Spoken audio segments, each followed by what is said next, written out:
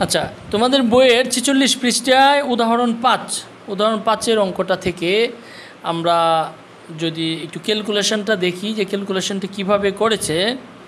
তো বইয়ের মতো করে আমরা করব, কিন্তু এই যে ক্যালকুলেশনটা, এই জায়গায় যে ক্যালকুলেশনটা, এটা একটু আমরা অন্যভাবে করব, একসাথে করে ফেলবো পুরোটা।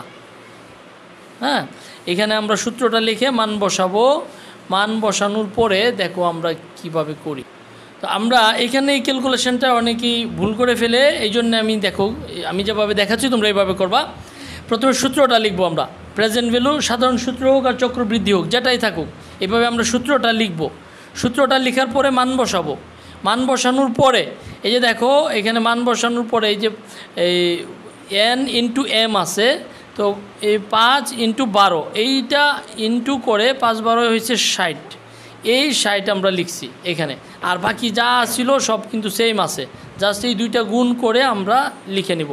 লিখে এই পুরোটাকে এবার একসাথে ক্যালকুলেশন করে এখানে আমরা অ্যান্সার লিখে ফেলব। যেমন আগে দিব ক্যালকুলেটারে 50,000, তারপরে ভাগ, তারপরে ব্র্যাকেট, তারপরে 1, তারপরে যোগ, তারপরে 0.095, তারপরে ভাগ, তারপরে 12, তারপরে ব্র্যাকেট, তারপরে পাওয়ার দিয়ে দিব 60।